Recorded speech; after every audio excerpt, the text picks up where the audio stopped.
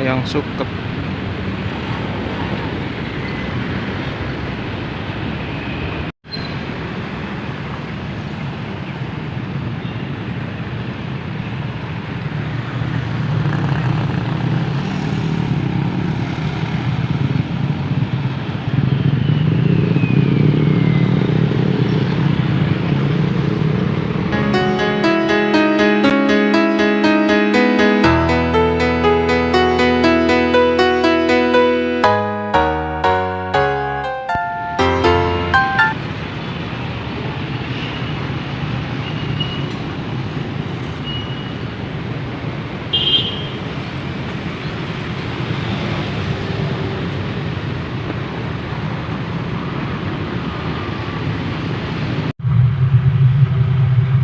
Nah, kawan buku, kali ini kita adalah lagi di kota Solo, kota Surakarta tepatnya, dan kita juga lagi ada di depan Balai Kota ya, Balai Kota Kota Surakarta. Ini ada satu yang unik di depan Balai Kota. Ini ada pojok baca ya, atau mungkin di sini tulisannya Omah Baca ya, Omah Baca Nawala. Dan sini juga kawan buku semua bisa membaca buku gratis dan juga bisa menyumbangkan buku bacaannya untuk bisa dinikmati oleh banyak kawan buku lainnya ya. Baik, mungkin kita akan coba bahas satu buku yang ada di sini. Kita akan coba cari acak bukunya yang mana ya. Ya, senemunya kita lah ya.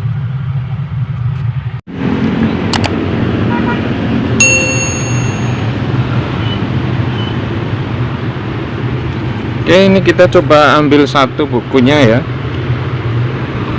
Apa ini? Kenang dan Cerita.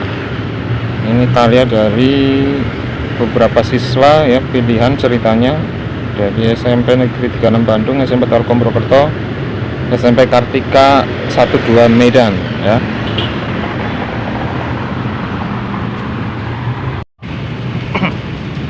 Nah, kawan buku ya, ini di pinggir jalan dan nuansanya pagi-pagi juga rame ya, jadi banyak kendaraan lalu lalang di depan Balai Kota.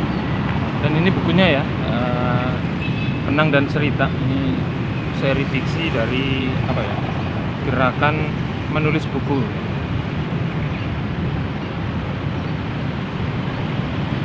Oke, kayaknya nggak ada judul yang sama dengan judul bukunya. Kita akan coba cari satu cerita yang mungkin bisa kita langsung temu ya. Oke ya, ini ada salah satu cerita yang judulnya cukup menggelitik, yakni Tak Semudah Itu Ferguson. Oh, nggak pakai Ferguson ya, Tak Semudah Itu ya. Ini karya dari adik Afifah Nadifah Chandra. Susah ya. Tak Semudah Itu karya Afifah Nadifah Chandra ya. Langsung kita baca. Sang Mega mulai membiarkan secercah cahaya orange-nya untuk melebur dengan kelamnya langit malam. Aku melangkahkan kaki di trotoar jalan dengan sebelah earphone-nya menyangkut di telinga kiriku. Jalanan masih lengang, jadi aku merasa leluasa untuk senandung kecil mengikuti irama lagu. Tiba-tiba aku merasa seperti ada yang menguntit di belakangku. Aku sudah ancang-ancang untuk lari, tapi tak lama pundakku ditepuk. Sontak aku kaget dan refleks menendang kakinya. Tahu kaki? Oh, betisku. Kulihat seorang lelaki sebayaku duduk mengelus kakinya. Gomenasai. Refleks lagi.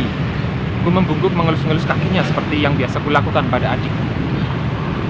Taijub. Tadi aku cuma mendramatisir kok.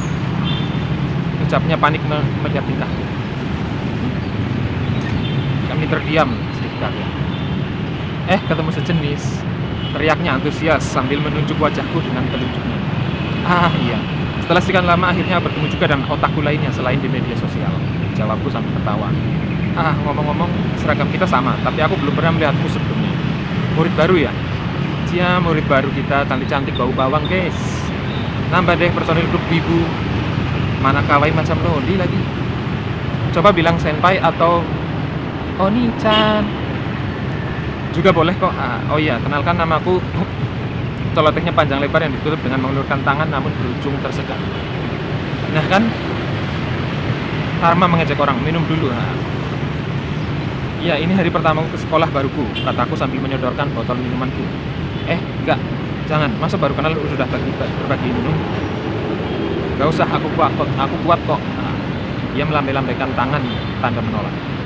Pagi itu kulalui dengan gelak tawa bersamanya. Tak terasa akhirnya kami sampai di depan gerbang sekolah. Kami berpisah karena dia langsung menemui teman-temannya.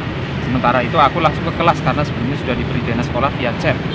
Saat ku masuk ke dalam kelas, ruang itu begitu bersih dan rapi. Kelas masih sepi karena ini memang masih pagi. Namun kulihat tas tak berpemilik bersandar di beberapa bangku secara acak. Sepertinya para pemilik tas-tas itu di luar sedang mengobrol, bercanda, atau bahkan di kantin. Aku pun duduk di bangku yang kosong tanpa nama. Kubaca novel fantasi favoritku dengan earphone yang masih menyangkut di telingaku. Tak lupa permen karet blueberry yang selalu kubawa kemana saja. Begitupun dengan handphone, earphone, dan tak lupa dompet. Keempat benda ini layaknya nyawa kedua. Di saat teman-teman supaya aku bercanda tawa dengan teman karib atau bahkan sahabatnya, aku malah berdiam diri seperti ini. Bukan mauku seperti ini, namun karena pekerjaan ayah yang harus selalu siap sedia untuk ditugaskan dimanapun dan kapanpun. Tapi saat sarapan pagi tadi ayah bilang kali ini ia akan menetap di sini. Jadi hari ini adalah awal perubahan dalam kehidupan remajaku. Bel sekolah berbunyi. Siswa-siswi berhamburan menuju ruang kelas. Di kelas bukannya bersiap untuk belajar, mereka malah ribut. Ada yang bernyanyi-nyanyi sambil menggerakkan jarinya lincah memetik senar gitar. Ada yang mengobrol dengan topik yang tidak jauh dari gibah. Ada yang maraton mengerjakan PR. Ada yang main game bahkan tidur. Di depan kelas beberapa K-popper sedang mengcover dance. Di belakang kelas ada kumpulan anak-anak dengan selera humor rendah yang biasa ketika disebut receh melakukan kegiatan yang tidak jelas seperti lempar-lempar kanebo sambil teriak-teriak. Bahkan ada yang paling heboh, yaitu para kaum wibu yang kebetulan banyak di kelasku. Kegiatan mereka salah satunya adalah memutar lagu Hoino Hime Hime Petangko dan berjoget heboh, gak jelas kan? Memang. Tak lama wali kelas kami pun dengan wajah marah, mereka yang ribut disuruh menghadap guru BK. Dari 32 siswa, sisa 12 siswa yang tidak terlibat. Di antaranya yang hanya mengobrol, tidur, dan main game. Wali kelas kami menyuruhku untuk memperkenalkan diri. Nama saya Azuma Harumi Krisa Fender, umur 15 tahun, dan hobiku bernyanyi. Mohon bantuannya, aku menunduk tanda hormat. Silakan duduk nak Azuna. Sisa tempat duduk yang kosong di sana, di sebelah meja Zen. Tunjuk Pak Rudi, mempersilakan duduk. Kita sekelas, bisik orang di sebelahku. Oh namamu Zen toh, balasku berbisik. Setelahnya Pak Rudi pamit keluar untuk mengurus masalah para siswa di ruang BK. Akhirnya hari pertamaku di sekolah dimulai dengan jam kosong. Sepanjang jam kosong itu, aku dan Zen terus membicarakan soal anime, dan kebetulan kita mempunyai banyak kesamaan karena hebohnya kami. Siswa lain pun sedikit demi sedikit berkumpul di mejaku. Kami saling berkenalan dan bercengkrama. Bel istirahat berbunyi. Aku masih tak percaya bahwa hari pertamaku malah penuh dengan jam kosong sampai istirahat pertama. Aku mengeluarkan bekal makanku. Sekelompok siswa yang membawa bekal makan mengajakku untuk ikut makan bersama. Tanpa pikir panjang, aku langsung menghampiri mereka. Kami saling berbagi lauk makan. Begitulah hari pertamaku di sekolah yang diakhiri dengan dipanggilnya aku ke ruang Pak Rudi. Ternyata ia menyuruhku menemuinya untuk membicarakan soal ekstrakurikuler. Tentu saja aku masuk seni vokal karena memang hobiku. Tapi karena setiap siswa harus memiliki 2 ekstrakurikuler, aku bingung akan masuk kemana lagi. Selepas itu aku menghampiri Zen yang sedari tadi menungguku. Ya, karena rumah kami searah, ia mengajakku untuk pulang bersama. Apa itu? Oh, formulir ekstra ya. Masuk mana? Tanyanya bertubi-tubi. Seni vokal. Tapi aku bingung masuk ekstra mana lagi. Masuk Japan Club saja sini. Kita belajar bahasa dan budaya Jepang. Cocok buat animers. Akhirnya karena Zen, aku masuk ke Japan Club. Dan benar saja, Japan Club ini sarangnya para animer. Besoknya kebetulan hari kumpulnya Japan Club. Tentu saja diawali dengan perkenalan. Perkenalan anggota diharuskan menggunakan bahasa Jepang bagi yang bisa. Bagi yang belum bisa kan diajari dulu sebelumnya, karena aku sudah bisa. Kalau hanya seperti ini, aku dipersilahkan memperkenalkan diri secara langsung. Hajime Maste, watashi no namae wa Azura Harumi Krisa Fender desu. Yoroshiku onegaishimasu. Ucapku lumayan lancar. Ini yang baca nggak lancar. Ternyata perkenalan ini sekaligus penilaian juga. Kegiatan pertama kami adalah berkenalan dengan tiap anggota klub. Setelahnya kami belajar tentang sapaan yang lumayan sudah dipahami. Benar saja kata Zen, aku cocok di sini. Aku menikmati setiap kegiatan. Hari-hari kulalui di sekolah ini memang berteman tak semudah dengan dalam cerita-cerita fiksi. Dengan mudahnya memiliki teman baik, terlebih sahabat yang tulus. Hanya ada satu dalam ribuan manusia di dunia ini yang benar-benar tulus. Semuanya membutuhkan proses. Jangan terlalu menutup diri dalam bergaul, tapi janganlah juga sembarangan dalam pergaulan. Oke ya, seperti itu saja kawan buku. Ini satu buah cerpen cerita pendek dari karya Afifan Nadifa Chandra yang dikenal itu ya. Ini ternyata dari judulnya membahas terkait dengan tak semudah itu untuk mendapatkan teman atau berteman yang kita dapatkan sebagai sahabat karib, ya teman yang sangat tulus ya. Dan tidaklah kalau di sini diceritakan ya bertemunya dengan teman itu karena sebuah kesamaan, ada hobi ya, berlatar belakang dengan ya pecinta film anime Jepang gitu ya, sehingga membentuk klub ya, Japan Club ya, bisa belajar membahas tentang berbagai macam anime mungkin, atau mungkin ya bahkan cosplay anime Jepang, dan juga belajar bahasa Jepang gitu ya. Ya memang ini gambaran sekali gitu ya, dunia remaja, anak-anak sekolah zaman sekarang gitu ya, banyak kegiatan klub-klub yang terutama di ekstrakurikuler sekolah yang ternyata lebih cenderung ke hobi ya. Memang salah satu dari ekstrakurikuler ya menyalurkan hobi ya. Mungkin kalau dulu ya ekstrakurikuler di sekolah ya hanya beberapa saja ya, dan itu pun yang biasanya bersifat instruksional ya, kayak misalkan dari OSIS, kemudian ada pramuka, itu bukan dari siswanya ya, kebanyakan dari atas ya, dari instruksi mungkin Kementerian Pendidikan ya, minimal. Nah di sini juga diceritakan banyak hal gitu ya. Mungkin hanya scene singkat gitu ya, dari awal berangkat sekolah, kemudian pulang sekolah gitu ya. Memang kalau diceritakan dalam satu hari pun sebenarnya bisa ceritanya panjang. Mungkin di sini yang perlu dicermati ya kekurangannya nih, salah satunya di awal gitu ya, ketika memulai cerita ternyata Sang Mega mulai membiarkan secara cahaya oranye untuk masuk melebur dengan kelamnya langit malam. Kirain ini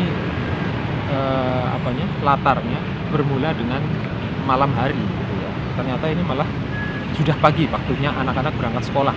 Kalau misalkan ini latarnya di Indonesia, sudah jarang sekali kita temui ya. Anak sekolah berangkat jalan kaki ke sekolah gitu ya, menyusuri jalanan. Ini kelihatannya khas anime Jepang.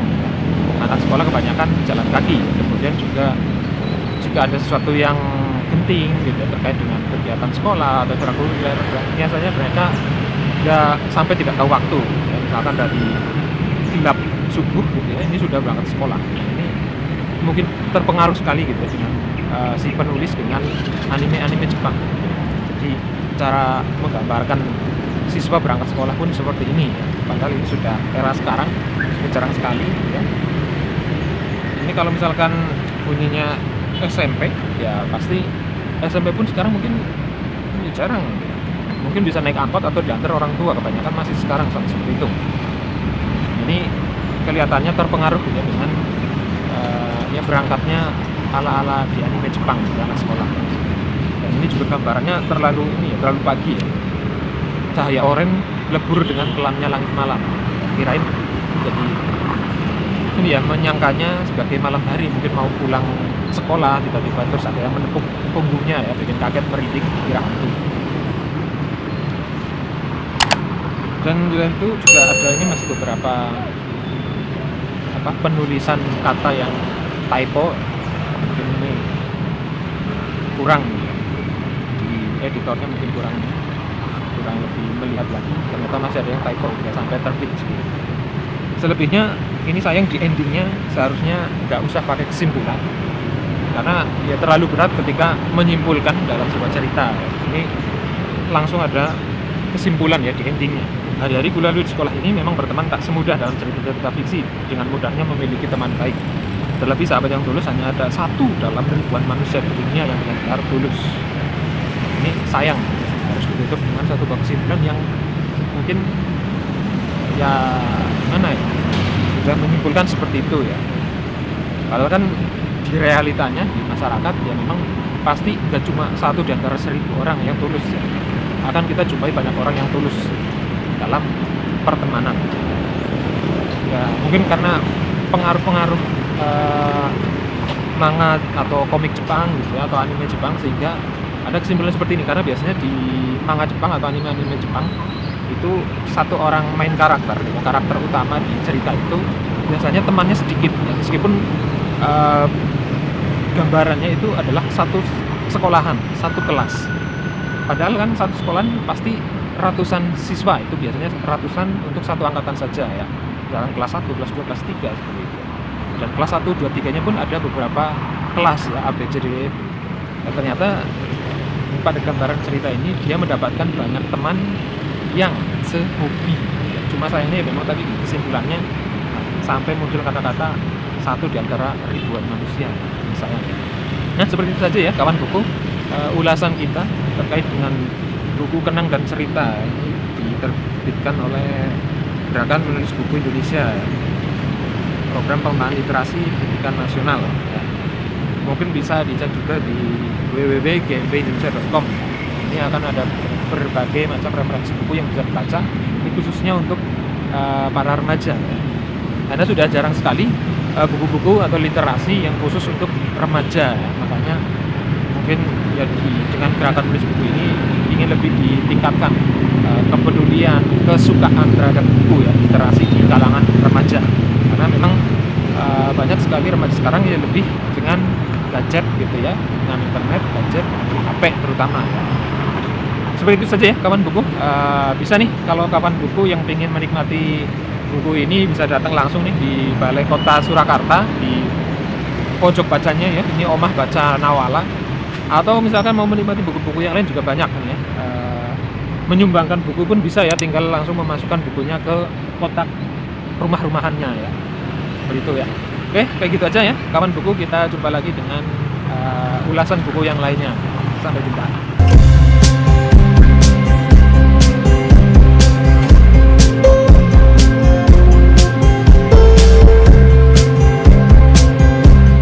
Tadi itu kulalui dengan gelak tawa bersamanya. Tak terasa akhirnya kami sampai di depan gerbang sekolah. Kami berpisah karena dia langsung menemui teman-temannya. Sementara itu aku langsung ke kelas karena sebelumnya sudah diberi dana sekolah via chat.